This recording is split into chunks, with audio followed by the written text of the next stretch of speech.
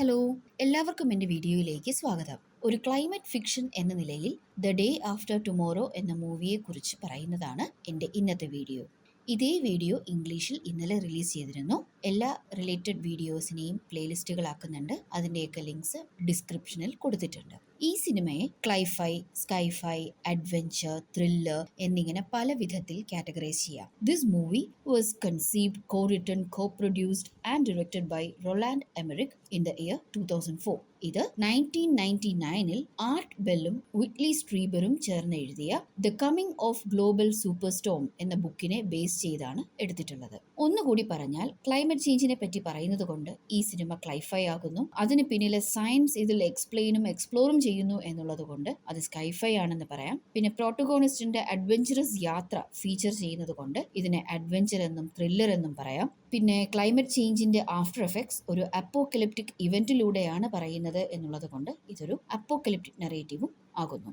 Moving on, ഈ സിനിമയിലെ protagonist American paleo ക്ലൈമറ്റോളജിസ്റ്റ് ആയ ജാക്ക് ഹോൾ ആണ്. ന്യൂഡൽഹിയിൽ വെച്ച് നടന്ന യുണൈറ്റഡ് നേഷൻസിന്റെ ഒരു കോൺഫറൻസിൽ വെച്ച് ക്ലൈമറ്റ് ചേഞ്ച് ഇങ്ങനെ പോവുകയാണെങ്കിൽ അടുത്തു തന്നെ ഒരു ഐസ് ഏജ് വരാം എന്ന് ജാക്ക് പറയുന്നതായിട്ട് നമുക്ക് കാണാം. അപ്പോൾ യുണൈറ്റഡ് സ്റ്റേറ്റ്സിന്റെ വൈസ് പ്രസിഡന്റ് ജാക്കിന്റെ കോൾ ഫോർ ആക്ഷനെ നിശിതമായി എതിർത്തു. എന്നോ വരാനിരിക്കുന്ന അപകടത്തെക്കാൾ വലുതും ഇമ്മീഡിയറ്റും അത് തടയാൻ ശ്രമിക്കുമ്പോഴുള്ള ഫിനാൻഷ്യൽ ഇംപ്ലിക്കേഷൻസ് ആണ് എന്നതായിരുന്നു അദ്ദേഹത്തിന്റെ വാദം. ഈ കഥ തുടങ്ങുമ്പോൾ ജാക്ക് കൊളീഗ്സായ ഫ്രാങ്കിനും ജെയ്സണുമൊപ്പം NOAA അഥവാ നാഷണൽ ഓഷ്യനിക് ആൻഡ് അറ്റ്മോസ്ഫിയറിക് അഡ്മിനിസ്ട്രേഷന്റെ ഒരു വർക്കിനു വേണ്ടി ലാർസൺ ഐസ് ഷെൽഫിൽ സാമ്പിൾസ് കളക്ട് ചെയ്യുന്നതായിട്ട് നമുക്ക് കാണാം. അപ്പോൾ പെട്ടെന്ന് ആ ഐസ് ഷെൽഫ് ബ്രേക്കായി ഒരു വലിയ കഷ്ണം കടലിലേക്ക് ഒഴുകി. ഈ ഒരു ആക്സിഡന്റ് കാണിച്ചുകൊണ്ടാണ് ഈ സിനിമ തുടങ്ങുന്നത്.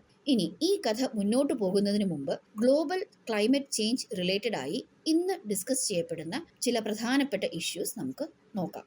ഗ്ലേഷ്യൽ മെൽറ്റിംഗ് അത് തുടരുകയാണെങ്കിൽ ഭാവിയിൽ ഈ സിനിമയുടെ തുടക്കത്തിൽ കാണിച്ച ആ ആക്സിഡന്റ് ഉണ്ടാകാവുന്നതാണ്.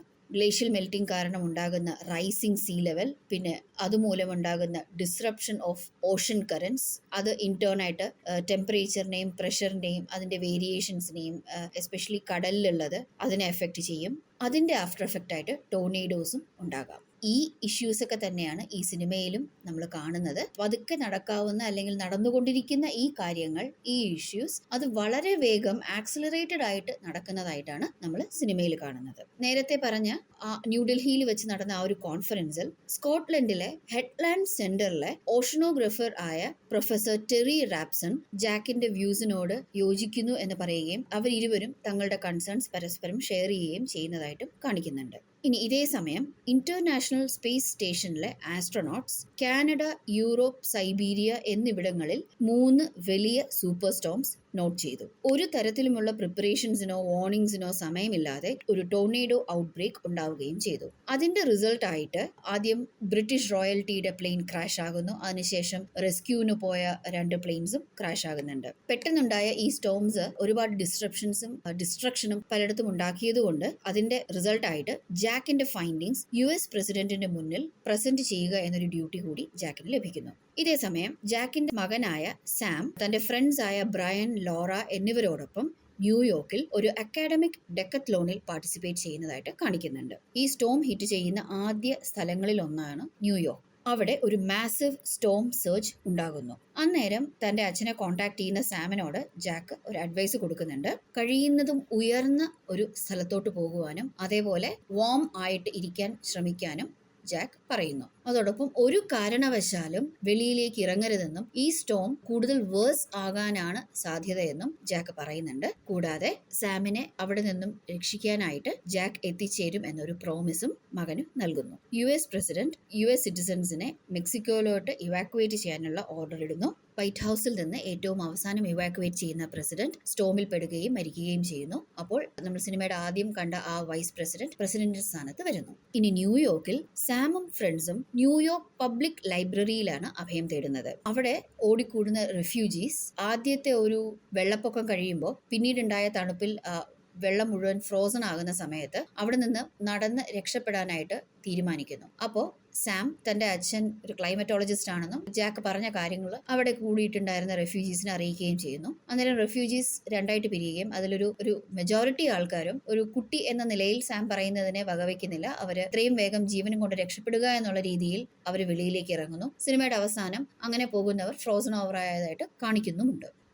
സാമിന്റെ ഫ്രണ്ട്സ്, പിന്നെ ലൈബ്രറിയിൽ ഉണ്ടായിരുന്ന 1-2 പേർ, ഓടിക്കേറിയ 1-2 പേർ, അങ്ങനെ കുറച്ച് പേർ മാത്രമാണ് ലൈബ്രറിയിൽ സാം പറഞ്ഞ വാക്കുകൾ കേട്ട് നിൽക്കുന്നത്. അവര് ലൈബ്രറിയില് ഫയർ പ്ലേസ് ഉള്ള മുകളിലത്തെ നിലയിൽ ഒരു മുറി കണ്ടെത്തി ആ ഫയർ പ്ലേസ് എങ്ങനെയെങ്കിലും ഫങ്ഷണബിൾ ആക്കി അവിടെയാണ് അഭയം തേടുന്നത്. ഇനി ചൂടിനായിട്ട് ഫയർ പ്ലേസ് ഉണ്ട്. അവര് ലൈബ്രറിയിലെ പുസ്തകങ്ങൾ എടുത്തു വെച്ചാണ് കത്തിക്കുന്നത്. മീൻവെയിൽ ഓടിക്കയറുന്നതിനിടയിൽ ഒരു ആക്സിഡന്റിൽ സാമിന്റെ ഫ്രണ്ടായ ലോറയുടെ കാൽ മുറിയുകയും സെപ്സിസ് ഡെവലപ്പ് ചെയ്യുകയും ചെയ്യുന്നു. ലോറയെ രക്ഷിക്കാനായിട്ട് സാം ആൻഡ് ഫ്രണ്ട്സ് അബാൻഡൻഡ് ആയിരുന്ന റഷ്യൻ കാർഗോ ഷിപ്പിൽ പെൻസിലിൻ തപ്പി പോകുന്നു. അന്നേരം സെൻട്രൽ പാർക്ക് സൂവിൽ നിന്നും എസ്കേപ്പ് ആയ ഒരു പാക്ക് ഓഫ് വൂൾസ് അവരെ അറ്റാക്ക് ചെയ്യുന്നുണ്ട്. എനിഹൗ അതിൽ നിന്നും എങ്ങനെയെങ്കിലും ഒക്കെ രക്ഷപ്പെട്ട് അവർ തിരികെ എത്തുന്നതായിട്ടും കാണിക്കുന്നു. Meanwhile Jack സാമിനെ രക്ഷിക്കാനായിട്ട് ഇറങ്ങിത്തിരിക്കുന്നു. ജാക്കിന്റെ കൂടെ ഫ്രണ്ട്സ് ആൻഡ് കൊളീഗ്സ് ആയ ജെയ്സണും ഫ്രാങ്കും ഒപ്പം കൂടും.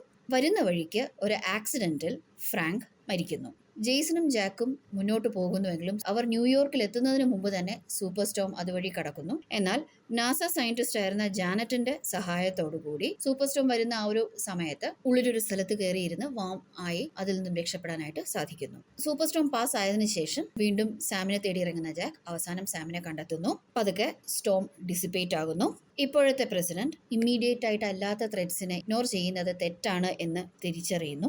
സ്റ്റോം പാസ് ചെയ്തതിനു ശേഷം കുടുങ്ങിക്കിടന്ന ആൾക്കാരെ രക്ഷിക്കാനുള്ള വഴികൾ ഒരുക്കുന്നതിനോടൊപ്പം തന്നെ ആൾക്കാരെ US പ്രസിഡന്റ് അഡ്രസ് ചെയ്യുന്നുണ്ട്. ആ സമയത്ത് തന്റെ തെറ്റ് തിരിച്ചറിഞ്ഞതായിട്ടും ക്ലൈമറ്റ് ചേഞ്ച് റിലേറ്റഡ് ആയിട്ടുള്ള ഇഷ്യൂസ് വളരെ ഇമ്പോർട്ടന്റ് ആണ്, അത് ഇനി മാറ്റിവെക്കുന്നത് ഒട്ടും നല്ലതല്ല എന്ന തിരിച്ചറിവ് പങ്കുവയ്ക്കുന്നതായിട്ടും കാണിക്കുന്നുണ്ട്. അതേസമയം ആദ്യം നമ്മൾ കണ്ട ആസ്ട്രോനോട്ട്സ് ഇത്രയും ക്ലിയർ ആയിട്ടുള്ള അറ്റ്മോസ്ഫിയർ ഭൂമിയിൽ ഇതിനു മുമ്പ് കണ്ടിട്ടില്ല എന്ന് അന്യോന്യം പറയുന്നതോടെയാണ് ഈ സിനിമ അവസാനിക്കുന്നത്. ഇതിൽ നിന്നും നമുക്ക് മനസ്സിലാക്കാവുന്ന ഒരു പ്രധാനപ്പെട്ട ലെസൺ, പ്രകൃതി എപ്പോഴും സ്വയം ക്ലെൻസ് ചെയ്യുന്നു, അല്ലെങ്കിൽ സ്വയം ക്ലെൻസ് ചെയ്യാനുള്ള വഴികൾ തീർച്ചയായിട്ടും കണ്ടെത്തിയിരിക്കും. അതിൽപ്പെട്ടില്ലാതെയാകണ്ട എന്നുണ്ടെങ്കിൽ പ്രകൃതിയുടെ ഒരു ഭാഗം എന്ന നിലയിൽ നമ്മൾ ചെയ്യേണ്ട കുറച്ച് ഡ്യൂട്ടീസ് ആ ഒരു എക്സ്ട്രീമിറ്റിയിലേക്ക് പ്രകൃതിയെ എത്തിക്കാതിരിക്കുക എന്നതാണ്. ഇതോടുകൂടി എൻ്റെ ഇന്നത്തെ വീഡിയോ ഇവിടെ അവസാനിച്ചിരിക്കുന്നു. ഈ വീഡിയോ ഹെൽപ്ഫുൾ ആയി എന്ന് തോന്നുന്നുവെങ്കിൽ ലൈക്ക് ചെയ്യാൻ മറക്കരുത്. Please subscribe and click on the bell icon for more of my videos. Thank you.